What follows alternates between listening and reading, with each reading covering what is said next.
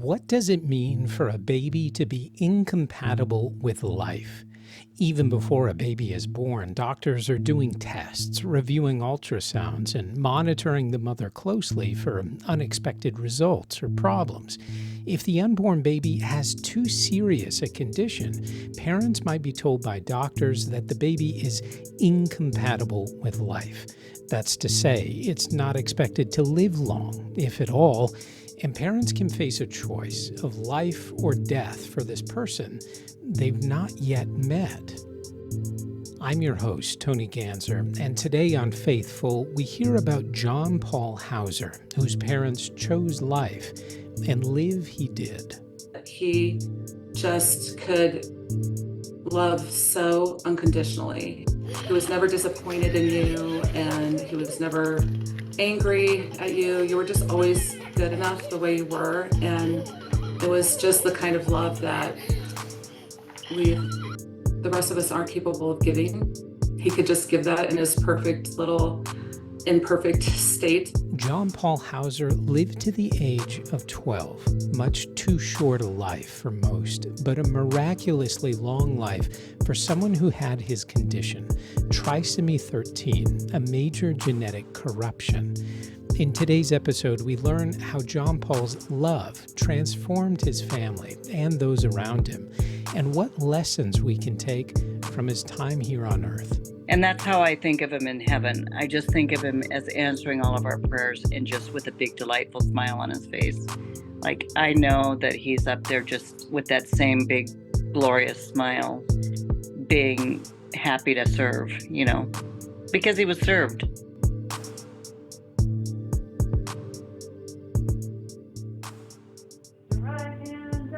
You put your right hand in and you shake it all about. This is a clip of Tami Hauser with her son, John Paul, on her lap. The Hokey Pokey is one of those universal songs to get kids moving and be silly and joyful.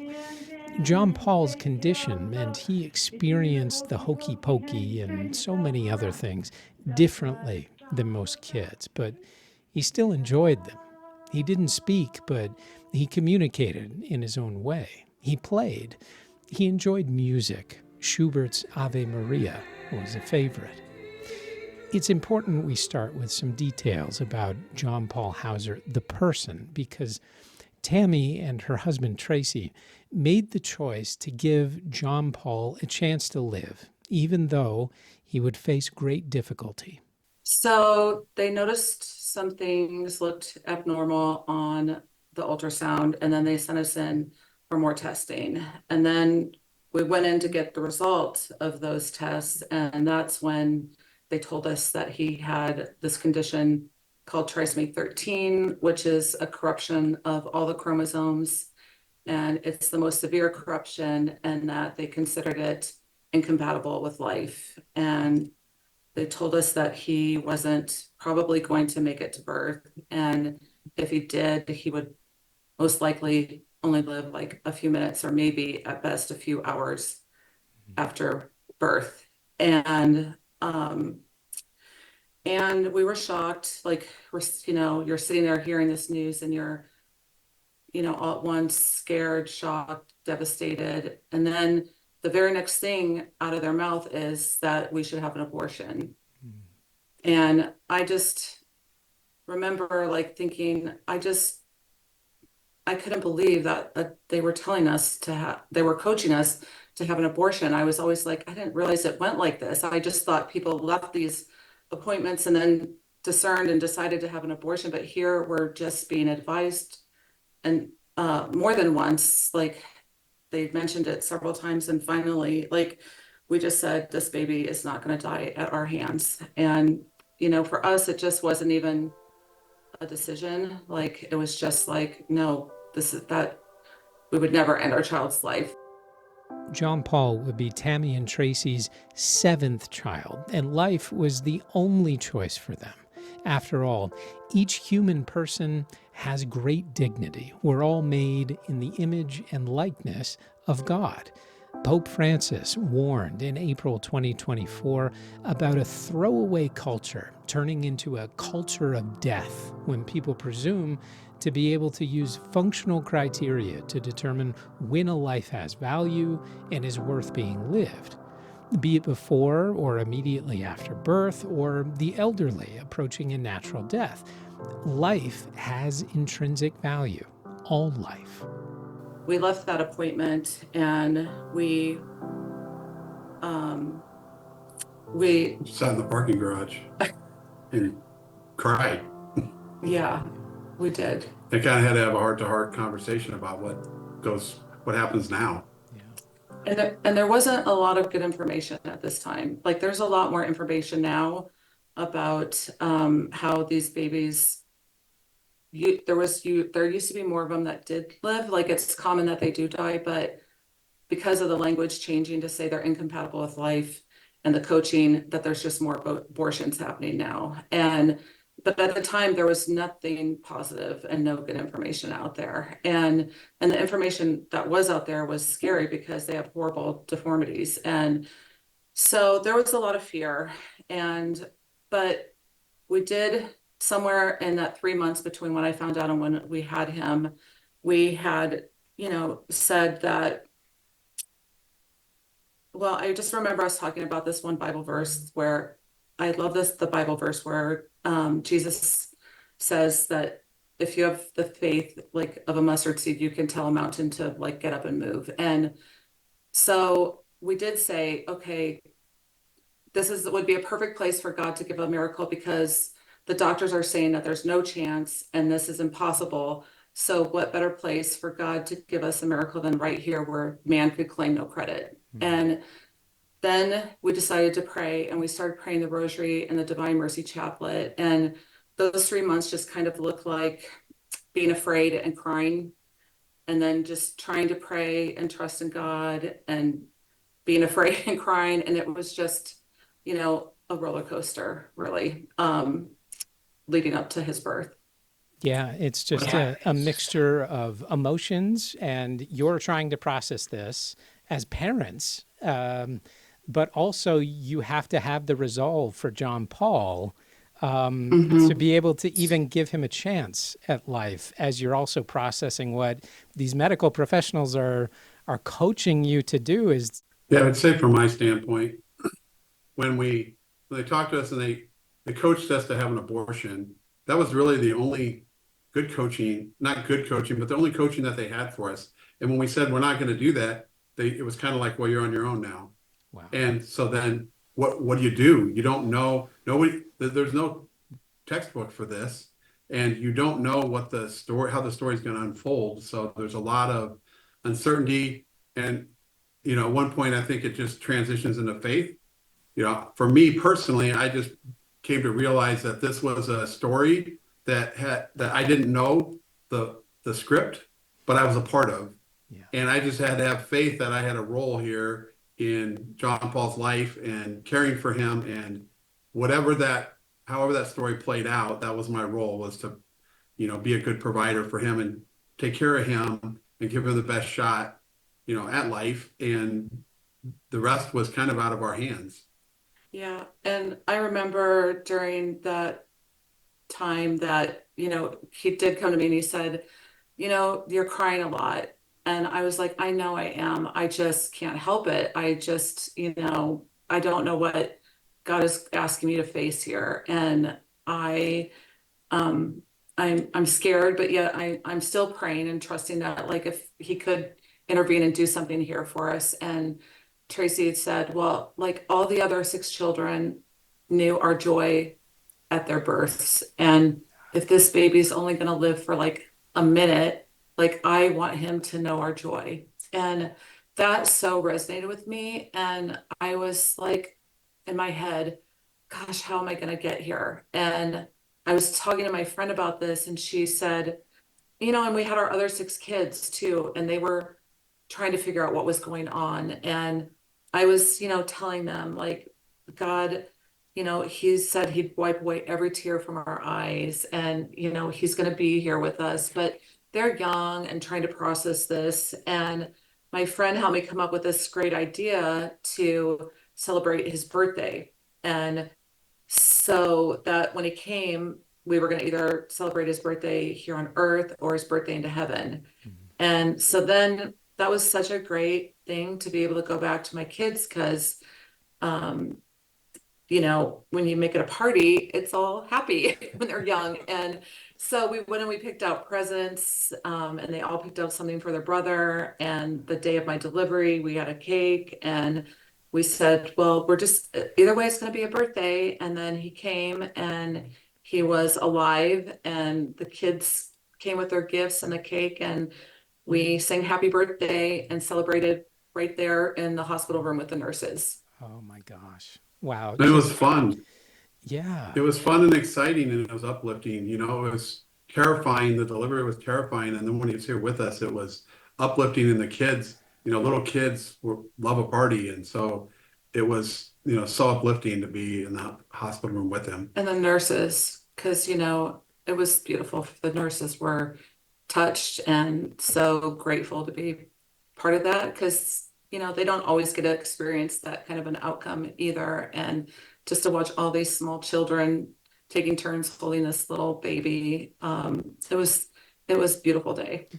Yeah, it's, you know, when you put it in the context of John Paul and your experience in those early moments, we know as Catholics that life is precious, but you're literally counting seconds with your son. And one of the things that touched me deeply in your essay is talking about having a community of people who are there to create that environment of love and to make sure he's never alone. You want to have people with him showing love in those moments. And there's beauty there, but it's also, it takes a strength to get through and to really give so much of yourself, because you don't know how much time that John Paul had. Mm-hmm. Yeah, I think we all took a big sigh of relief when he was born and he was there with us in the hospital room.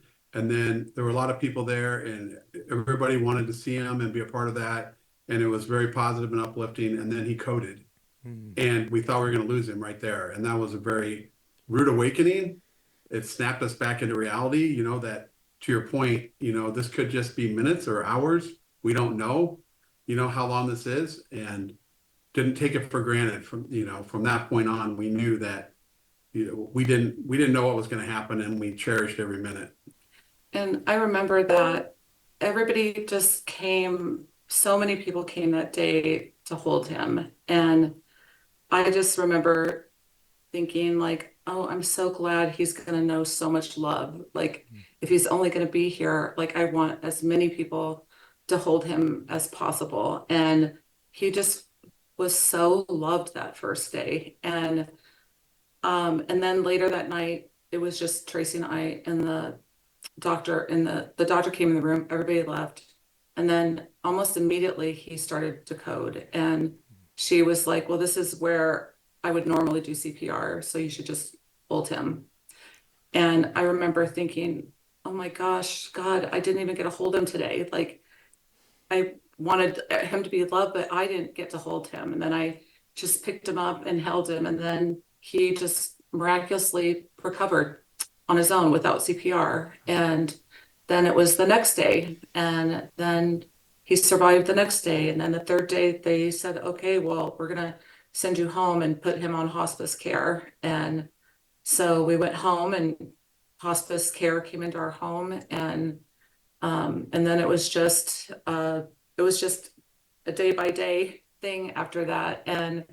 But the community, our family, extended family, and the parish community, just, it was such an outpouring of grace. They took our kids places. They brought gifts. They brought meals for months. People came and held him so I could go to sleep knowing that if he died, he would die being loved. And it was so beautiful for our children to see, because we could say to them, look, this is what the body of Christ looks like. This is what we do for each other. These people are the hands and feet of Jesus, and God is alive and at work in our lives. And he's showing this to us by all these people that are serving us right now. And And I remember putting on our thank you cards this verse from 2 Corinthians that said it so perfectly. And they who with unveiled faces reflect the glory of the Lord are being transformed into his likeness. And that's, we just really saw Jesus so present in all of those people during that time. Wow. And we've seen that in our kids, as they've grown and they're turning, into adults now, we see the impact of that. We see that their charity and their willingness to give back to the community and other people, is, I think deeply rooted in those experiences they had when they were younger. Yeah. Part of the support network for John Paul was his godmother, Barb Baxter, and her family. Barb was a NICU nurse, so she knew the challenges of children in intensive care. She would take John Paul some nights to give Tami a rest. And when she brought him, she said, I've just prayed about this a lot, and I know that if God has him die in your arms, it's because he was sparing me having to have him die in my arms. And I said, I'm a NICU nurse. He's not going to die when he's here. I'm bringing him back to you alive. So, and that lasted for about 5 months. That was October. And then in May, we had done that every week for that first 6 months. And then in May, I said, I don't think he's going to die. I think he's going to be with us for a while. And I'm just wondering what happens this summer. And she said, well, we have a lake property and we'd like to take him with us down there. And I said, well, let's alter our plan then. You take him there and we won't have him at night anymore. And we'll just have him one day during the week, which we did then. And that lasted he died when he was 12. And I would say that probably lasted for about 10 years. Barb's experience as a nurse gave her a certain confidence in helping with John Paul, but also in being an advocate and advisor for making sure he received the right care.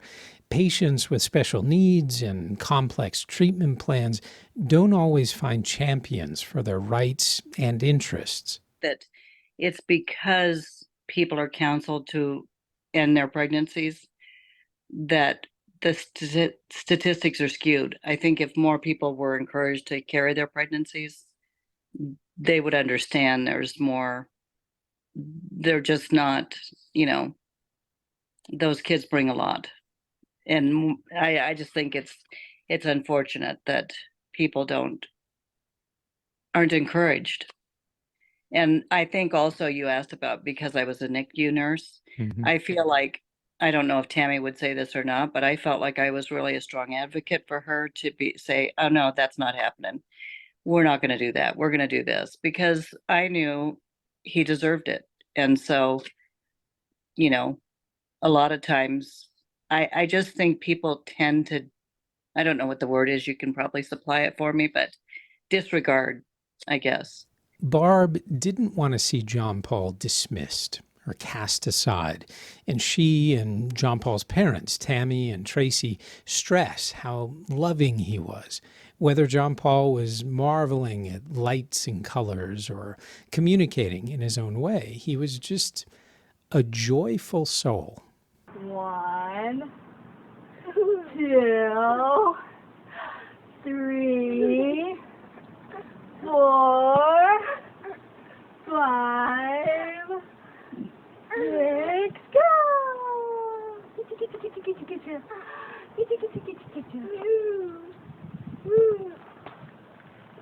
Obviously, the life of Christ, we have the beauty of the miracles and bringing the true revelation to believers, but also immense suffering. And it seems that in the life with John Paul, we have this joy, and also you do have a child with special needs. So there's kind of this balance of having to deal with the code, deal with the ongoing struggles and the evolving struggles of his life, and also enjoying him as a person. Can you talk both about that balance maybe between the two, of dealing with a difficult reality, but also cherishing it in a beautiful way? Yeah, Tammy said it one time that resonated with me. It's a light cross to carry with him, because he brought so much joy into our lives, but it was also very difficult. And Tammy, gets most of the credit, because there wasn't there wasn't a lot of good recommendations for care for him. A lot of doctors said just be hands off, and nobody really knew how to care for him. And so Tami was persistent in constantly trying to figure out how to address his medical needs and his developmental needs, and just his mobility needs. All of those things were a full-time job for her, working in the system and doctors and trying to navigate that. And then along the way, I don't even know how many times I had to give him CPR because he was coding, and I thought he's dying right now as I'm giving him mouth to mouth. And then he would come back, and then, we would embrace that for as long as we had him, and then he would code again. And so it's just this kind of emotional roller coaster that you're on, but you wouldn't trade it for anything. Yeah, I think that's, when we say it's a light cross, you go into the situation, and even, the caregivers or the teachers at school, and you feel like, oh, this is a person that needs me. Like they can't take care of themselves, and they need all this medical care, and they can't feed themselves or bathe or dress themselves. And you go into it thinking, oh, I'm doing this great thing. But then when you experience just that innocence and that unconditional love and that joy and gratitude that was just kind of his personality, you always left feeling like you were the receiver of something great, and that you walked away getting far more than you ever gave. And so it just really, even though all those things Tracy talks about were hard, it just, the good stuff was so much greater that it just took the bite out of it. And it just always seemed like, oh, good, get another day with you. It was hard because every morning when you go into his room and you weren't sure what you were going to find. And every day he was awake, waiting for you to come in. It was a blessing. It was a sigh of relief and a blessing that we get another day with him. Yeah. And we kind of looked at, we appreciated that for his entire life. Every morning you start with a blessing. It was like, he was my daily thank you reminder. I would go into his room, and he was always awake when I went into his room, and he would just be so happy to see me. He would just go light up, and his whole hands would shake. And nobody greets me like that. Come on, like nobody's that happy to see me. Only he had that special, unique ability to do that. And I was just always like, thank you, God, so much that I have this child that loves to see me every morning, is so happy. And then I could just go through my list of thank you for all my other children. And he was really my daily thank you reminder. In fact, every morning we sang this thank you song, and we'd go through his name and all the siblings, and he would be smiling and laughing and humming along with me. And it was a great way to start my day. This is something I think even some Catholics have issues with, but you hear it from a lot of non-Christians who don't understand the problem of pain and suffering, and to be able to hold on to faith and see it as a rock through a difficult period. This is a lesson many of us have to learn the hard way, but some people just don't understand. How could you hold on to the faith in the face of a cross of any kind? What would you say to those people who don't recognize the inherent connection maybe between faith and getting through dark times? I've thought about this question a lot, and I think for us, we just always felt like we were given something, not like something was being taken from us. So it wasn't like we had a child who then got cancer and was dying. It was like we got a child that we never thought was going to live. So it always felt more like a gift for us, and not like, of course, when he was coding, that's real fear, like, and, terror, and you're scared, and all those things were really, really hard. But, at the end of the day, we just had to wake up every morning and just trust that God was going to get us through the next day. And he was there so many times. Like, it wasn't like he left us. Like, we had so many signs from him during this whole thing. Like the time, like there's just hundreds of them. Like one of the times that comes to my mind is he coded and he was on a ventilator, and I was sitting in the hospital room, and this was after we had given him CPR for 9 minutes before the rescue squad came. And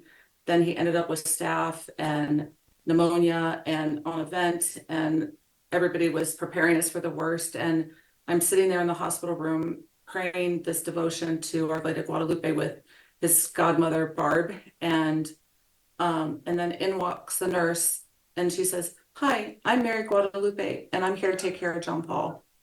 And like, how is that not like the Blessed Mother just saying, "I'm here, going to take care of him"? Like, there were so many signs like that. And then the other thing I would say to that suffering is that really, honestly, it's,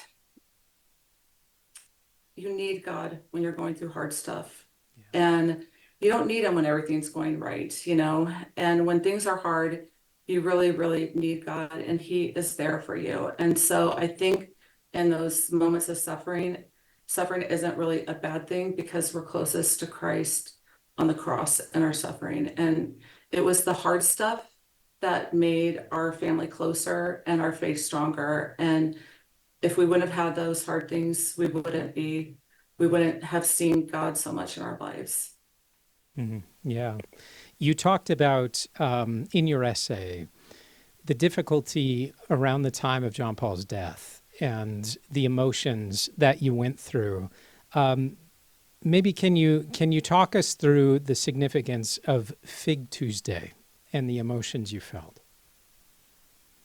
Yeah, so John Paul died on Fig Tuesday, and that's the Tuesday before Good Friday. And it's the Bible story where Jesus is going into Jerusalem, and he comes across this fig tree, and it's not bearing fruit, and he curses it, and it withers up and dies. And I never ever understood that Bible passage. And out of all the Bible passages, that probably bugged me the most, because I was always like, why didn't he just heal the tree? Like, he could raise Lazarus from the dead, surely could fix a sick tree. And I never understood the significance of that Bible story. And I felt responsible for his death because I had forgotten to give him his seizure medicine the night before. And then he had a seizure in the middle of the night, and we weren't there to save him. And he coded and he died. And I was blaming myself. And I just kept saying, God, I spent my whole life trying to keep this child alive, like, for you. Like, I was there for all those coding episodes and all those hospital visits or hospital stays and doctor's visits. Like, how could he have died because of something that I didn't do? And then Barb, his godmother, came to me, like, it was a couple of weeks after his death, and she just told me, I heard the most beautiful homily on Fig Tuesday. And she said, the priest explained how Jesus came across the tree, and he had it die because he was trying to foreshadow and tell his followers that, I'm the passageway. I control the passageway to life and death. And that in 3 days, when I'm going to die, even though he wasn't saying all this, they would be able to look back at that Fig Tuesday and say, he could have made that tree live, but he chose for it to die. He said, I control the passageway to life and death. He wasn't just dying for no reason. He was choosing to die for us. And then that's punctuated that he's the passageway to life and death. And 3 days later, when he rises from the dead and conquers death for us. And I needed to hear those words. And God was so good to take him on Fig Tuesday, because if he would have taken him any other day of the year, I wouldn't have been able to say to myself, this was the day that God was teaching this lesson. And what he was teaching me is that, like, I thought it was my job all those years to keep John Paul alive. And in reality, it was never my job. That was God's job to keep John Paul alive. And it also taught me really that the other thing that I learned was trying to teach me is that I wasn't trusting enough, because I totally had to say, it was obvious, like, we prayed for John Paul. So many people prayed for him to live. We spread a devotion to John Paul II's canonization prayer, asking for a miracle from him. And hundreds of people prayed with us because he needed 2 miracles to be canonized a saint. And we named our son after him, and all these people prayed, and he lived. And then God was there all the time showing me how he was there through his whole life. So how could I say, oh, you fell asleep and you weren't there when he died? Like, I couldn't say that to myself, honestly. And God convicted me that I just had to have big faith and just know that he was there in his death as well. And he took him on a day that was merciful, and during a time in our liturgical year, during Easter, where it's beautiful. Wow. And we had his funeral on Easter. We had his wake, rosary, and visitation on Easter Sunday, and then his funeral on Easter Monday. Which for 6 hours, we had a line of people coming for his wake through on Easter Sunday. Our entire family was gathered there, and it was nonstop. There was that many people came out on Easter for that. Yeah. And then the funny thing is, when I went to later look up just recently, Fig Tuesday, I was like, I should just go back and read that and refresh my memory about that Bible story, because I knew it was Fig Tuesday and I knew the story, but I hadn't read the story in a long time. So I went and I looked it up, and in Fig Tuesday, it's where Jesus says, amen, I say to you, if you have faith and do not waver, you can say to this mountain, be lifted up and thrown into the sea, which was the very same verse, my go-to verse that I used to pray for a miracle, was the same verse that came back to me on Fig Tuesday. Wow. Wow. So it just had the fingerprint of God written all over it. That's tremendous. And to be able to see it and recognize that fingerprint is a blessing in and of itself, I think. You had 12 years with John Paul. Is there anything else you'd like to say about his impact on the world? Because it sounds like he did have a tremendous impact on the world, but also on you and your faith. I think when I've asked all my kids this, they all say the same thing. Like, he really just gave us perspective. He taught us that he could be so joyful with all the struggles, and he taught us like how we need to be grateful. And he also taught us how we need to be grateful for God, because he was such a gift in our life. And, you know, most people will go their entire life and they may never know a saint. And we were so blessed because we were entrusted with the care of one.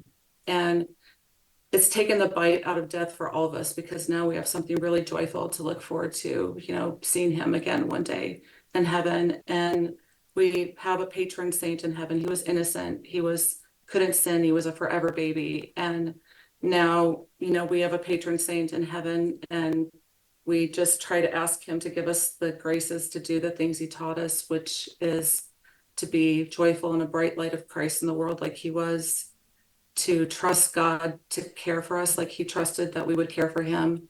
And then most importantly, to please help us to have the grace to love unconditionally, so that we also can do great things for God. Jesus tells us in the Gospel of Matthew that whoever humbles himself like a child is the greatest in heaven.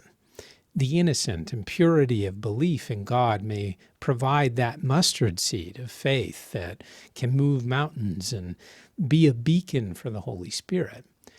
John Paul Hauser lived his 12 years being served by those around him, humbled by his condition. Tami Hauser says she's willing to be a resource for other parents facing similar challenges and continuing to be an advocate, continuing to serve.